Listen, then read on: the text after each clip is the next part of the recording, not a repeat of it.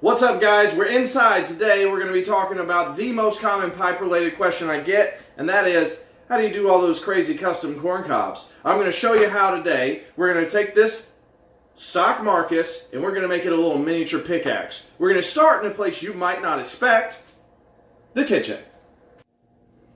Okay, guys, the very first thing we need to do to start working on turning this little Marcus into a miniature pickaxe is we need to go ahead and remove the stem, which is this wooden section here, from the corn cob bowl.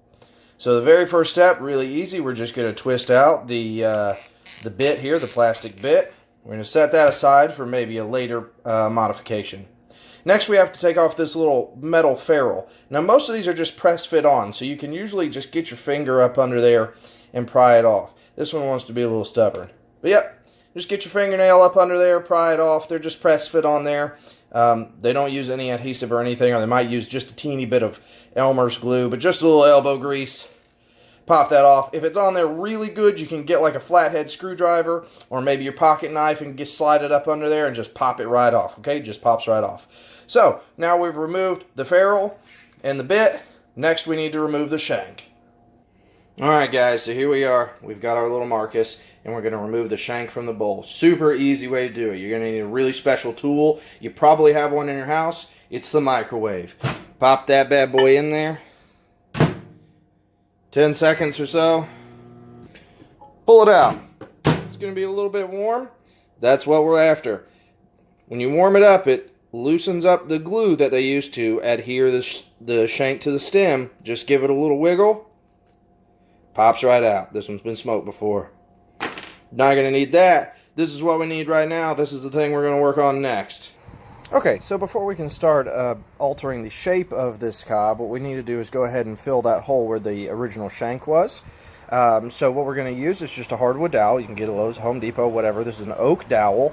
This one happens to be a half-inch dowel because the half-inch dowel size is the correct diameter for the filtered cobs. Now, the Marcus is an unfiltered cob, so that shank was a smaller diameter. So this dowel is just too big to fit into that little hole.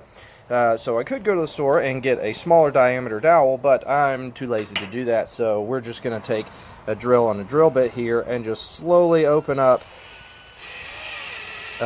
this hole in this shank. Alright, so we're just going to slowly work our way up. So you don't want to go straight to the final size diameter bit you need. You want to work your way up very slowly, because if you just throw that big half-inch bit in there and go to town, you'll also notice I'm using very slow speed on this drill. And the reason for that is we don't want to crack the cob. A lot of times these cobs, if you try to open the holes up too quickly, the kernels will split and you'll get some big, not pretty cracks in the cob. Alright, so now that we've got the hole drilled out to the correct size, we've got the dowel here. We're going to use just a little bit of, this is Elmer's wood glue. We're just going to use a little bit of that. We're going to apply it to the inside of the hole here in the cob. Just a little bit. You don't need a lot because it's a pretty tight fit right now. So I mean, I could probably get away with not even using any glue, but I want to go ahead and glue it in there. Alright. Just like this, and just like I mentioned before, we're not going to push the shank all the way into the bowl. We just want it to protrude just a hair into the bowl so that when we go in there with a drill bit or a Dremel tool, you can use either one, we can sand it flush with the inside of the bowl. We want to match the curvature of the inside of this bowl, so we're going to need to take, like I said, either a Dremel with a sanding bit or a drill bit or something and get down in there and sand it so that it's flush with the inside of the bowl. So that dowel is just sticking out into the inside of the bowl right now. Some of the glue, of course, squeezed out into the inside of the bowl. Don't worry about that. It's not a big deal because we're going to clean it all up. We're going to mud the bottom of the bowl, so none of that will be in there anyway. Plus, this is a non-toxic glue, so it doesn't matter. This Elmer's wood glue is what I've been using recently. Titebond works, just white Elmer's glue. Really, any type of non-toxic glue will work fine. So this is where we're at now. The next step is we're going to take, obviously, I don't want a stem that's 3 feet long. So I'm going to take this, and I'm just going to cut it off flush with the bowl using a hacksaw. Alright guys, when we're cutting off the stem, again, you got to take into consideration that the outside of the bowl is curved. So you don't want to cut it off completely flush. We want to leave just a little bit. I mean, I'm talking maybe 1/8 of an inch here overhang. That way we can take it and sand it and file it later and match the curvature of the outside of the bowl without having a flat spot where you've cut it off perfectly flat. So just leave just, you know, 1/8 of an inch or so there to work with when we want to get to sanding it and filing it.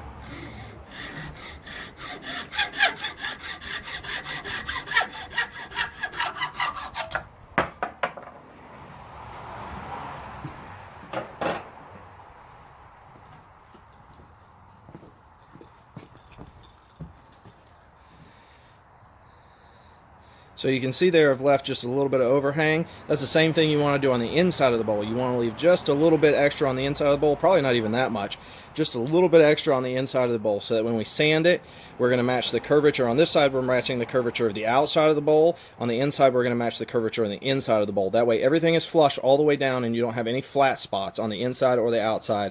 Alright, before we move on to the next step, guys, I want you to do me a favor. Go light up a pipe and enjoy a pipe for a little while because, frankly, you get frustrated doing this sometimes and you just need a break. And it's always nice to enjoy a pipe. So, there's mine. I just finished my little 101 tutorial on how to smoke a pipe. That's got Scotty's Angler's Dream in it. That's nice tobacco. But, getting back to this project, the next step is we want to take this, we're going to file this protruding piece of shank here and sand it until it's even with the bowl here. So this is just a file. I don't know why I grabbed a triangle file, but it works, right? And we're just going to file away what we don't want. This might take a little while, so you guys go enjoy your pipe, and I'll be back shortly. Now that we've filed that and got that that shank fill down to where we want it, we need to think about actually reshaping the shape of this cob. The pickaxe design that I'm going for has a curved bowl. This is obviously not curved in this direction. So what we want to do is create a slight curve, and you could do that by sanding it, but what I'm going to do is actually cut the cob at a slight angle, cut it all the way in half, then take the top piece, turn it 180 degrees and glue it back together. That'll create a curve that we want. We're still going to have to sand it out a little bit because it's not going to be a nice even curve. It's going to kind of have an angle to it, but that'll get us going in the general direction. So what we're going to do now, I'm going to go ahead and clamp the cob and cut it at a very slight angle. The more steep you cut the angle, the harder that curve is going to be when you redo it. So this one we're just looking for a little bit of a curve. So we're just going to cut it at a very shallow angle, kind of about like that. Not sure if you guys can see it right now, but I've gone ahead and started the cut at a slight angle. It's right there. So now I'm just going to continue cutting here until I get all the way through the cob. Sometimes this can be a bit of a pain because cobs are not one density all the way through. They can have hard spots and soft spots, and sometimes it'll pin up the saw, but you know, if you just let the saw do the work, you don't want to put a ton of pressure on the top of the saw. Just let the saw do the work and just keep on cutting. Having a nice sharp saw blade will help too. That's something I don't have.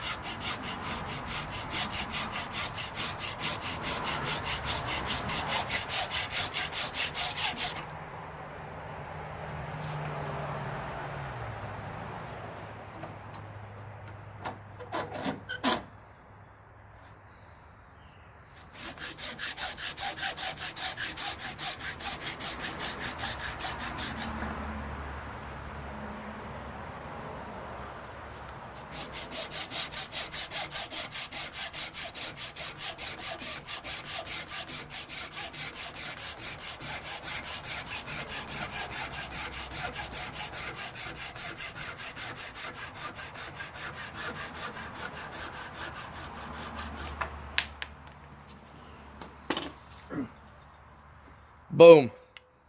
See, now we've got a little bit of a curve. Wait, where's the camera? Boom. Alright, got it cut in half. That's how it was originally together. We take the top half, spin it 180 degrees. Wow, you have a curved cob all of a sudden. Again, we're gonna have to go in there and sand that a little bit, but that is about the angle I was looking for. It might be a little bit more than what I was looking for, but that's okay. We're gonna go ahead and clean that up a little bit, and then we'll have a nice curved cob. Alright, here we go. We got these, the two pieces of cob we just cut. We're going to need to glue them together in that curved fashion, but because of just cutting, we ended up with some uneven edges. I don't know, I'm not sure if you guys can see that, but there's just a couple little spots on the edge that are not quite even. So you just want to take a file, true everything up so it's nice and flat on both sides, so that when we put them together to glue them together, we get a nice tight seal cob to cob, and we don't have to use a lot of filler glue or plaster or anything when we are finishing it up. We'll probably have to use a little bit of filler. Hopefully, if we can get the seal between the two pieces of cob good enough, we can just use the glue to fill. If you end up with a big gap anywhere in the pipe, or if you need to fill a big gap in the pipe, you can do a couple different things. Missouri Meerschaum uses just plain old plaster of Paris when they're filling these finished cobs. Obviously, a corn cob is not nice and smooth like this on the outside, so they fill it with plaster of Paris. So you can use that if you end up with a big gap in between two pieces of cob. You can also take some sawdust and mix it with that wood glue, and that'll make a nice thick paste, almost like plaster, that will very effectively fill any gaps that you have as well. So we're just truing that up so both sides are kind of smooth and they meet nice and tight, just like that. The next step is simply to glue those pieces together. So we're going to play around with it a little bit, twist those around a little bit. What I kind of want is, I want the kernels on the outside to line up. That's pretty close right there. So once those kernels are kind of lined up, so that if it's off and the kernels don't line up, it's very easy to tell that you have two separate pieces there. But if you line the kernels up when we're done and everything is nice and together, it'll look like just a one piece of curved corn cob. And everybody knows corn cobs don't grow in curves, but we can at least pretend like we tried, right? So we'll get the kernels lined up. I think you can see that there where the kernels on the top and the bottom piece are lined up. And we'll get those kernels lined up. We're just going to put a little bit of that same wood glue on one side and clamp them together and let them set. Hey guys, that's it for part one. You guys catch up with me again on part two. We're going to continue working on this custom corn cob. Until then, you guys know what to do. Keep it smoky.